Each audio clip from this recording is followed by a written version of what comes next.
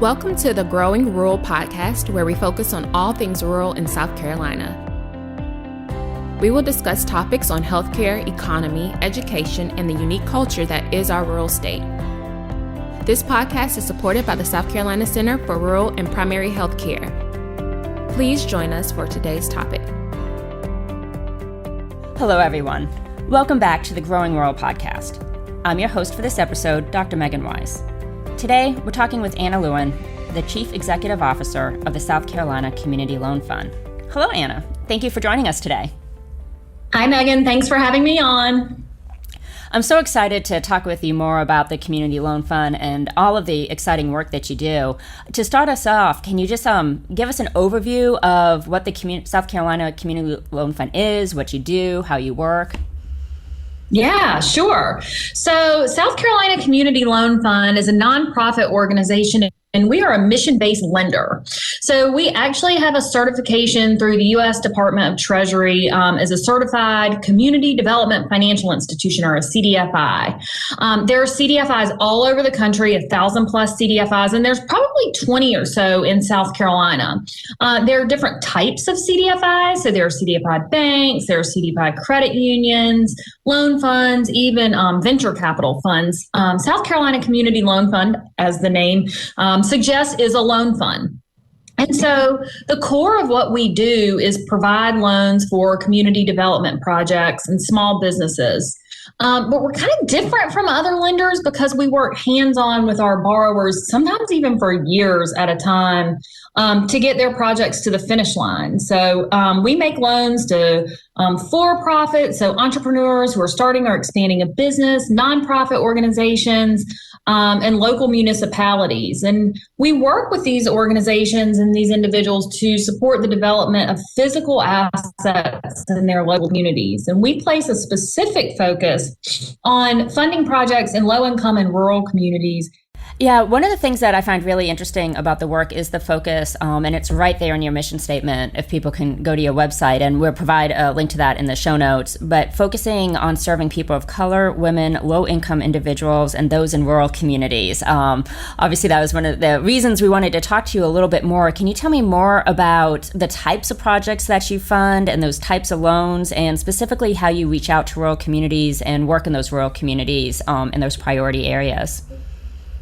Yeah, sure. So we are obviously very intentional about who we serve and why. And we revised our mission statement in 2019 to sort of be more clear about that. We wanted to be really sort of explicit about who we were serving and why. We know that the groups of people, so people of color, women, low-income individuals, and those in rural communities have often been left behind, certainly underinvested, and definitely underestimated. But we know the incredible potential that exists in these communities and within these people. It just takes capital and capacity sometimes to unlock that.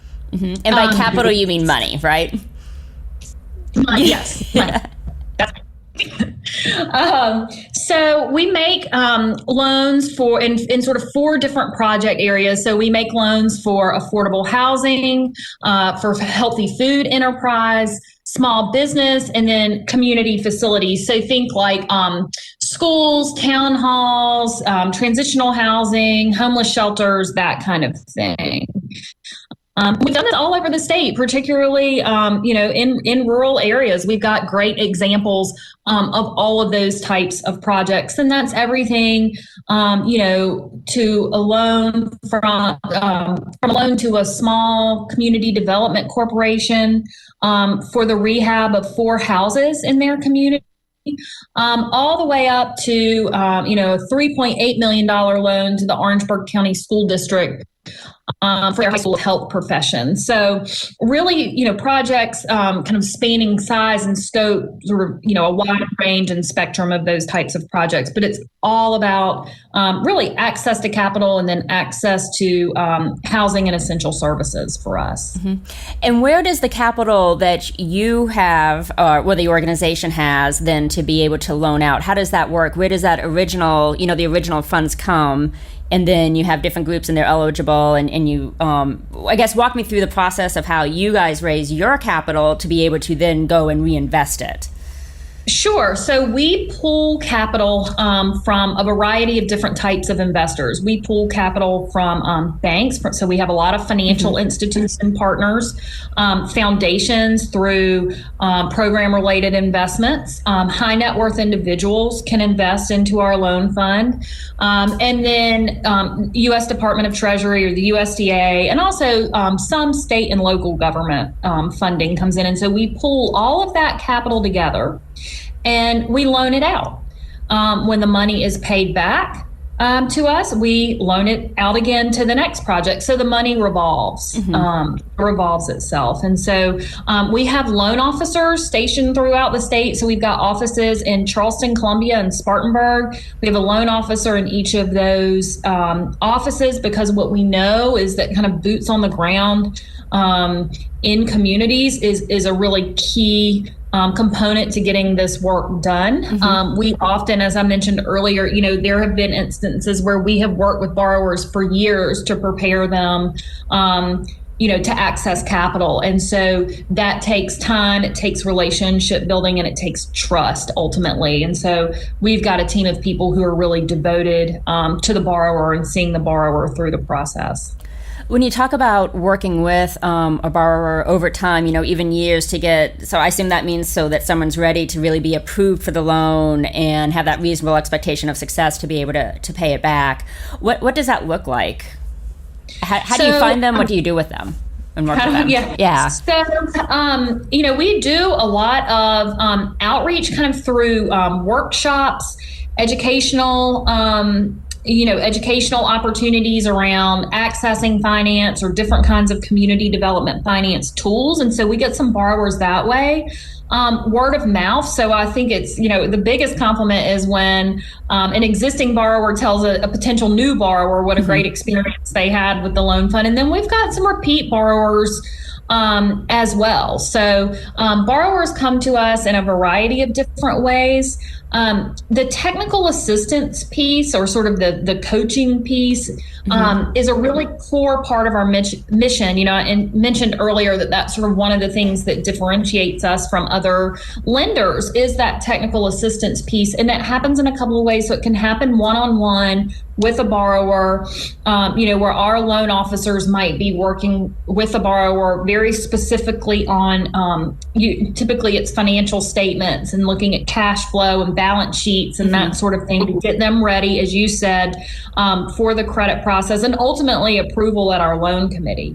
But we also offer some group technical assistance programs that are not so much focused on specifically like getting a borrower ready for loan committee, but it's more about capacity building. So Feeding Innovation is a great example of that. That program in particular is specifically for entrepreneurs. And in our world, an entrepreneur can be a for-profit, a nonprofit, or a governmental entity. We know as non-profiteers, we have to be very entrepreneurial at times.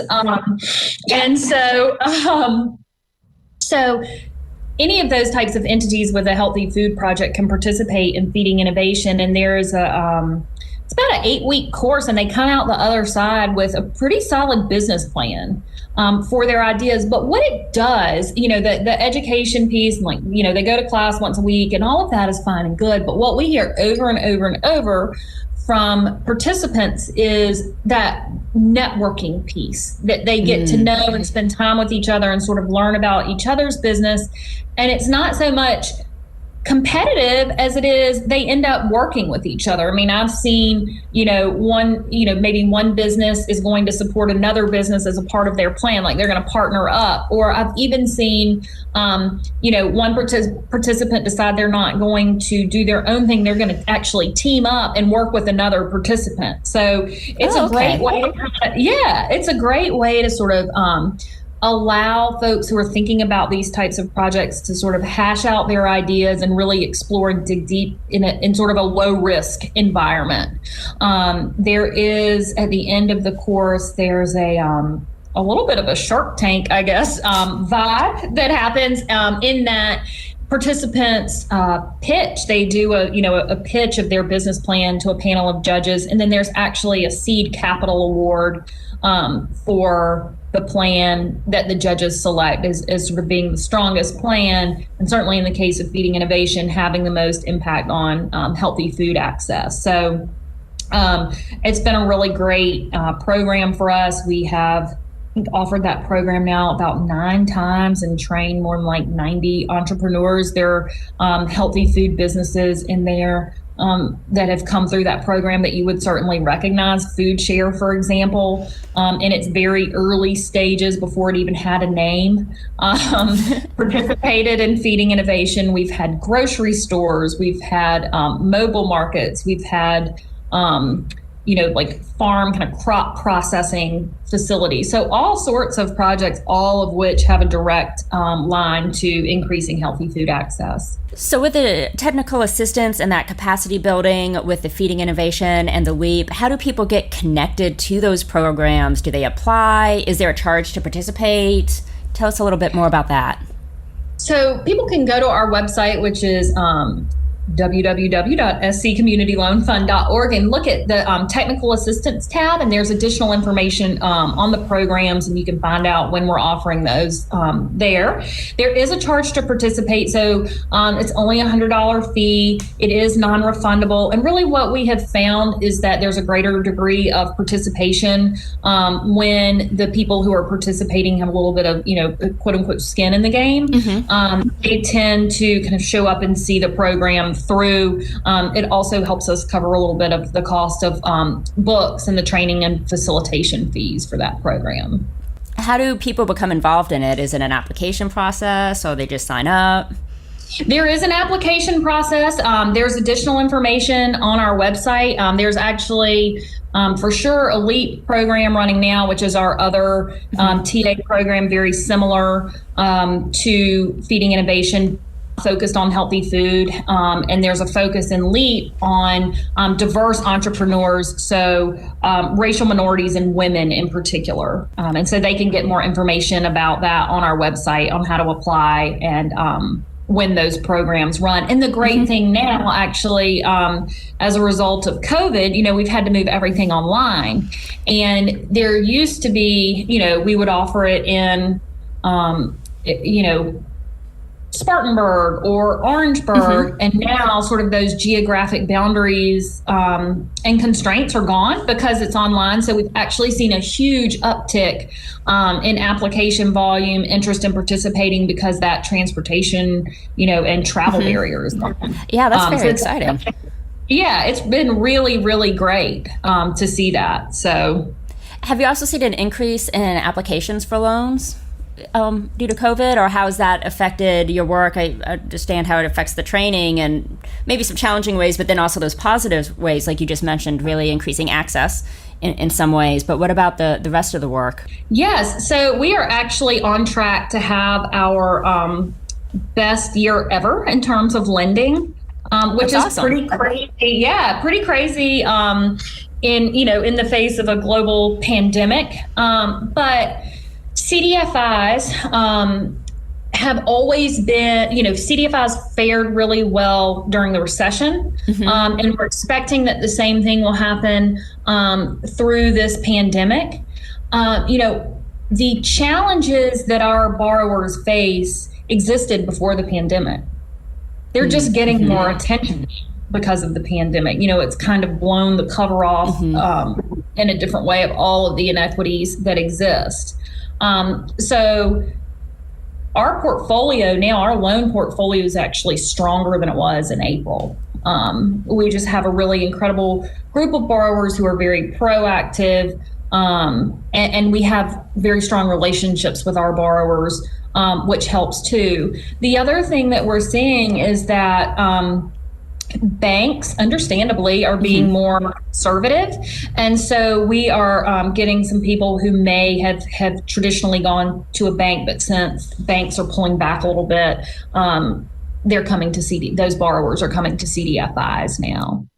When you do loan, you've talked about the eligibility for profit, nonprofit, governments. It seems wide open, and with the business and housing and food, really addressing so many of those needs, it sounds really like community building as well as providing loans for businesses and that additional development.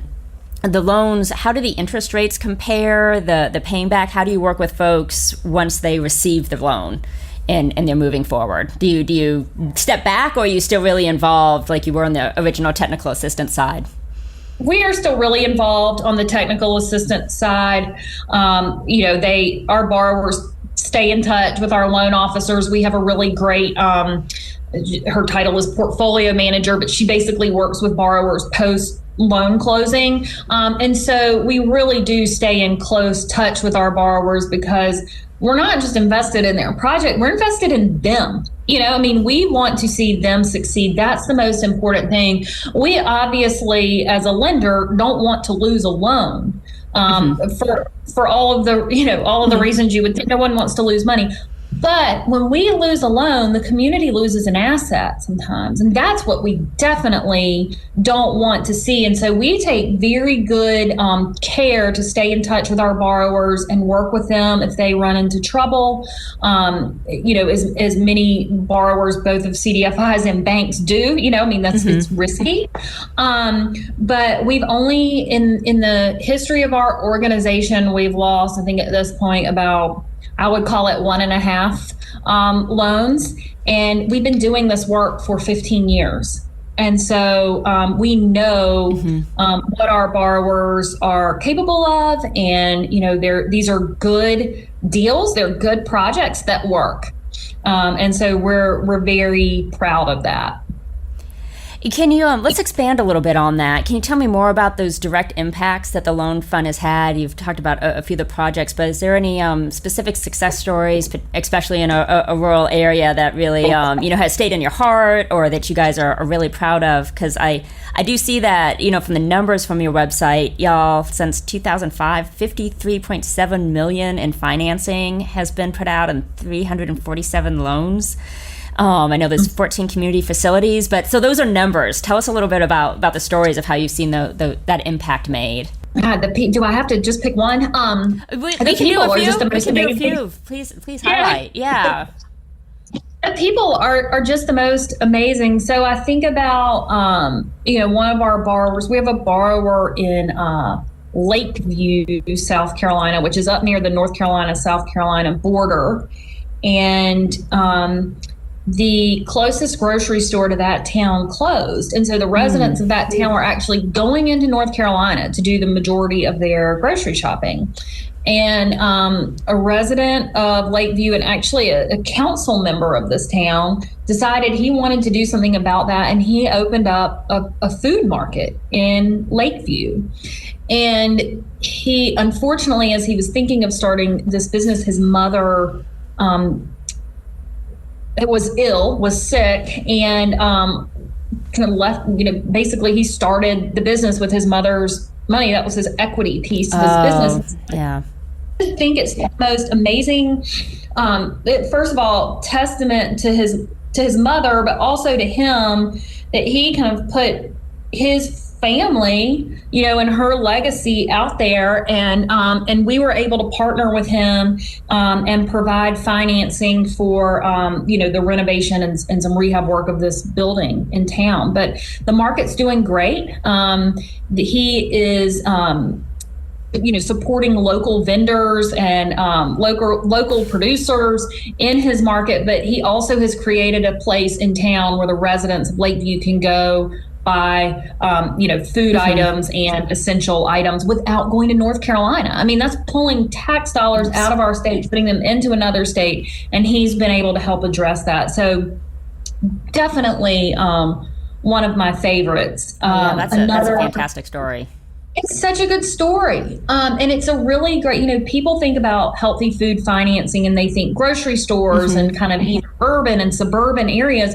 That story is such a great example of what can happen in a rural area. And to me, it's very much part of sort of the power of rural, is that people are extremely loyal to their towns and to their businesses. I have seen in my observation in sort of small towns and in rural areas. And so I think that story is a real testament to that. I think another really great example of that is actually they won the LEAP competition I guess it was earlier, it was in June. And we did a LEAP program in Allendale. And so we worked with the Promise Zone. So it was Allendale, Bamberg, and Hampton counties. Okay. And this couple, May and Nate Hartley, were retired. So they're in their 60s and 70s. They've been retired. Her family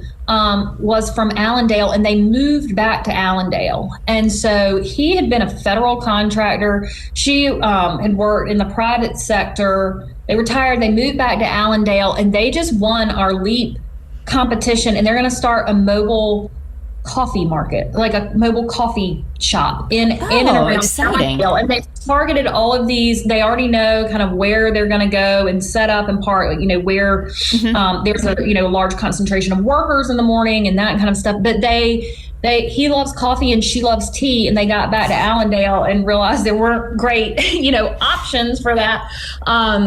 And so they're going to do something about it. But another great example of this couple moved back to the wife's hometown, and now they're going to start this little coffee business. I just think it in their retirement. So just another really great example of sort of that love and connection to a place, and then an entrepreneurial spirit that, as I said earlier, just, a little capital and capacity building can absolutely unlock. So, Anna, what have you learned through this work? I know you've been with the Community Loan Fund for a number of years in different roles before your current one. What have you learned? Honestly, that opportunity exists everywhere. South Carolina is absolutely chock full of people who have passion, ideas, skills, and knowledge to bring projects to bear in their communities. They know what their communities need and want, and are finding ways and figuring out ways to make that happen. I feel so fortunate just to be in the role of being able to provide capital for these projects. I always think, it's just kind of an honor for us to participate. This work takes time and it takes commitment. This is slow, steady work. And if you think about, all of the, generations and centuries of economic injustice and economic oppression that sort of got us here, this work takes time, and every project makes a small difference. And so I have learned to just never give up. And when I feel a little tired, I go to a borrower. I reach out to a borrower because it's such a great reminder of the opportunity that exists. And we just, I think, particularly now, sort of in this moment, cannot lose sight of that. And so I'm very fortunate to be in a role where I get reminded of that quite frequently. Yeah, it's really about the people that you're working with and their communities. Yeah, I mean, we're using capital, we're using money, but it's ultimately we're investing in people. Are there unique ways, have you found, because I know you work statewide and you do have that focus on rural areas, have you found that maybe there were some traditional practices that you needed to adjust, or are there unique ways that you work to support rural areas? And I'll use some of the work that we've done in Dillon County is a really good example of this. The Dillon County sort of Downtown Association reached out to our organization probably 2 or 3 years ago. And our loan officers have spent a good bit of time in Dillon meeting with business owners, meeting with potential borrowers, literally for years. And we are now starting to see some of those loans come in to loan committee.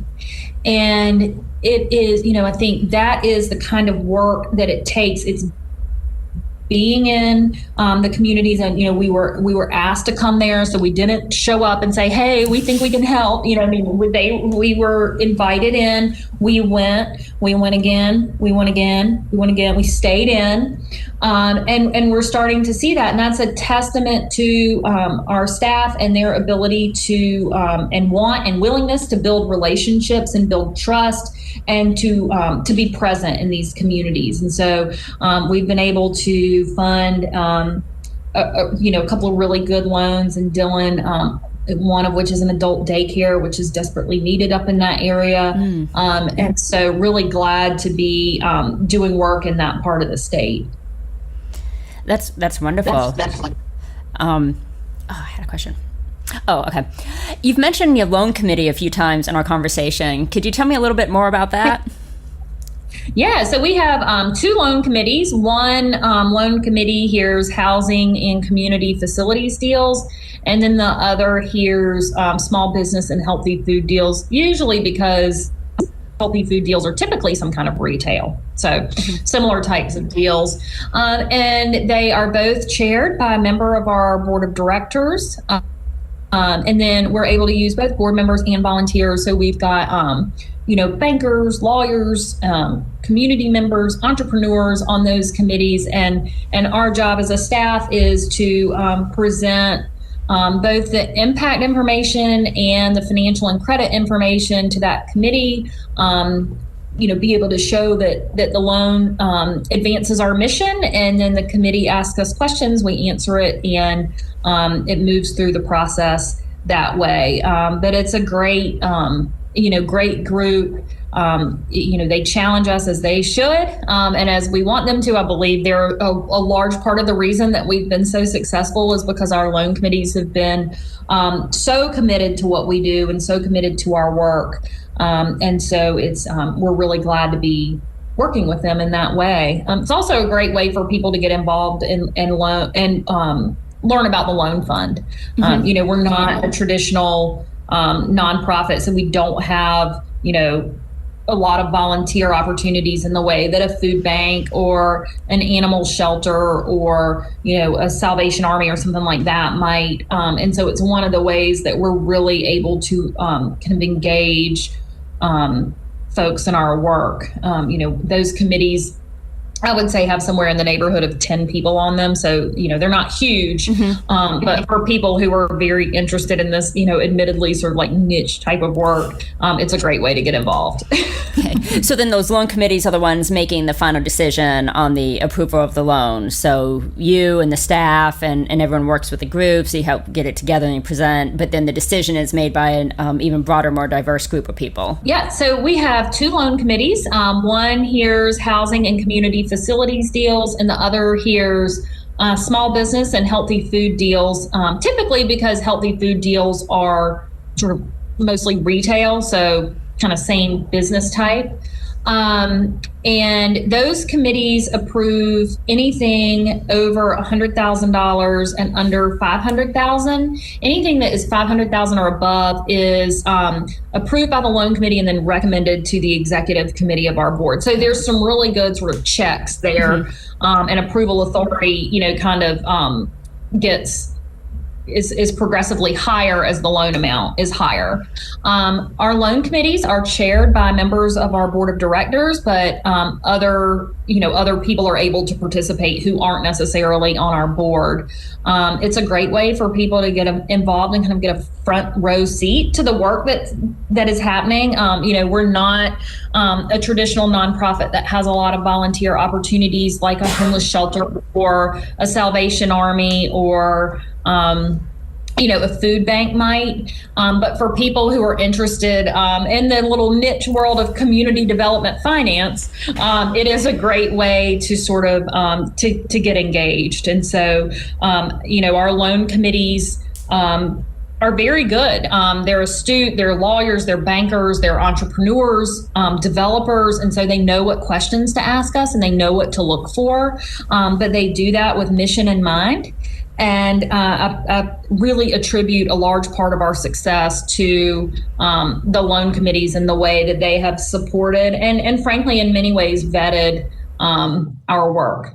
What do you see as continued or future challenges of the work of the Community Loan Fund? Yeah, so, in my mind, there's always been two primary enduring challenges to moving people in places out of poverty in South Carolina. So there's a lack of capacity of community-focused nonprofit organizations, for-profit developers, and governmental entities to develop and implement community development projects. So a lot of times, and this is one of the reasons technical assistance is such a part of our mission. A lot of times people may know, this is an example, you may know how to run a high quality, well performing daycare, for example, but may not have, a really heavy kind of financial or accounting background to make sure that your books are being kept correctly. And so the capacity and the TA piece is one that is really important to us. And then the other thing that these projects require is recurring kind of capital investment. So low cost, long-term money for organizations like ours to invest in these projects. That's really what it takes. We are we're in South Carolina. We're in the American South, in the Southeast, and we know that there's sort of lack of major philanthropic investment in this part of the country. Yet, if you look at our, health and economic outcomes, one could argue that pretty easily this is where investment is needed the most. And so we continue to sort of struggle making that case. We are always out there making that case and pushing for investment in the South, and particularly in, the communities that we serve. So I think that these challenges will endure unless there's significant investment in these communities and in rural communities in particular, broadband educational opportunities, absolutely, housing, and access to essential services and economic opportunity. On the flip side of that, what continued bright spots and areas of opportunity do you see? Oh man, so many, but it's people. It's always people. We've talked about Market on Main. We've talked about the Hartleys. So I just continue to be inspired by people who love and care for their communities. That just never, ever, never escapes me. So I have to say it's first and foremost the people. From a little more kind of less philosophical and idealistic point of view, from a financial perspective, certainly in rural areas, the cost of doing business can be lower. Like we talked about, rural communities are typically very loyal to their local businesses, and the cost of business the cost of living is usually lower. And so there are some real advantages, from a financial and sort of business ownership perspective about being in a rural community. But it's going to continue, the issue will continue to be sort of size and scale. But there are ways to make it work, and we see people doing that all the time. Okay, and we have one question that we ask all of our guests. How do you define rural? When I'm at work, I am typically defining rural in the ways that the USDA or whatever funding source I'm working with defines rural. Yeah, each source has a different definition. There's like over 70 definitions just at the federal level alone. Yeah. Right. So it really depends on what I'm working on or what I'm working with when I'm in the loan fund. When I think of rural as just Anna, the person, obviously I think of places that are, removed from a suburban or an urban core.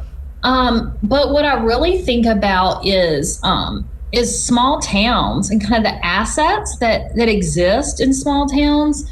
And even outside of those small towns. So truly in places where there isn't even maybe like a village center. My family on my dad's side is from Bennettsville, South Carolina, in Marlborough County, and I spent a significant amount of time in Bennettsville when I was growing up. My grandfather owned the office supply company in town, and I can remember as a child sort of being obviously going to what we called the office, which was the office supply company, but there was a pharmacy right there. There was a department store around the corner. There was a grocery store in town. The courthouse sat right there, and it was, to me, it's about the people. Like, I can close my eyes and I can still see the people who were, working in my grandfather's store, or, who even, worked at the pharmacy next door. And for me, when I think of rural, I think about people taking care of people, and I think about community. How did you, Anna, come to this work and this mission? Because in talking to you, you can really see that, it's your work, but it's also a passion and a calling. How did you come into this? And especially if anyone else wants to get involved in doing this type of work and community building. Yeah, so interesting. So I'll just preface this by saying, before I kind of get into my professional background and educational background and all that, I'll just preface this by saying my mother spent her career working for the state Department of Mental Health, and my father worked for a bank. So if you think about how those two worlds might collide, I guess maybe you get some version of what I'm doing now. My undergrad, I had no real finance experience before coming to work at the Loan Fund 8 years ago. And I don't have a banking background, as many people who work and certainly many people who run CDFIs do. I actually have a master's in social work. And when I was working on that master's, or early in my career, what I quickly came to realize, and I still believe this, is that kind of the lack of affordable housing really is like a core cause, I think, of almost like every kind of social problem that we deal with. Mm-hmm. I'm glad that sort of the whole notion of social determinants of health and community wealth equals community health is kind of gaining traction, because I'm like, finally, people are catching on to this. So it started off with a real passion for the importance of affordable housing, and kind of grew from there. I realized in the course of some of the work that I did while I was working on my master's, I was not as interested as kind of being, counseling or doing case management, mm-hmm. as I was to working with communities, sort of helping them build assets. I was much more interested in the macro work. And to me, the work that the Loan Fund does, helping communities build assets, specifically real estate-based assets, is one really, really, really important way to end generational poverty. Like, if someone can own something, if we can get someone a loan, and then they can pay us off and maybe go to a bank and kind of participate in the financial mainstream, and they can own something, mm-hmm. like, that's how you start to move people in places. Certainly not the only way, not a silver bullet, but a really important way. And so it just all sort of grew from there. I worked before I came to the Loan Fund, I worked at a food bank, and so got that sort of agency to agency experience and that kind of work. But really, it was about affordable housing and sort of real estate assets, and the importance of those to communities. Keeping dollars local, increasing the tax base, creating economic opportunity. Well, thank you for sharing your story. How can people listening learn more about the South Carolina Community Loan Fund? So definitely go to our website. Big shout out to our communications team. It just got redone this year, so you'll be in for a treat. But it is www.scommunityloanfund.org. And from there, you can connect with us on Facebook, on Twitter, on LinkedIn, on Instagram. You can find out about, Feeding Innovation and LEAP. We also moved our Investing in Community Summit, which was kind of our annual conference. We've moved that online this year as well, and we're breaking it up into 1 hour a month. Okay. And so you can find information about those sessions. The next one focuses on financial resources for small business, and I believe it's actually next week. And those are free, so you can learn more there. Wonderful. And we'll add links to the website, to the show notes. So anyone listening can go back to the show notes and just hit the link and get there. Please stay tuned for more episodes coming out soon. If you've liked what you've heard, please head over to iTunes, Spotify, or wherever you choose to listen to podcasts and leave us an excellent rating. If you have any ideas for guests you'd like to hear on our program, please let us know. We'd love to hear from you. And that's all for today. Thank you. Thanks for listening to the Growing Rural podcast. If you found the content valuable, please leave a rating on iTunes or Spotify so others can find us. For more information, please visit our website at sc.edu/rural healthcare or follow us on Twitter at SC_CRPH. This was recorded at the University of South Carolina School of Medicine in Columbia. It is edited and produced by Sean Riffle. Y'all take care.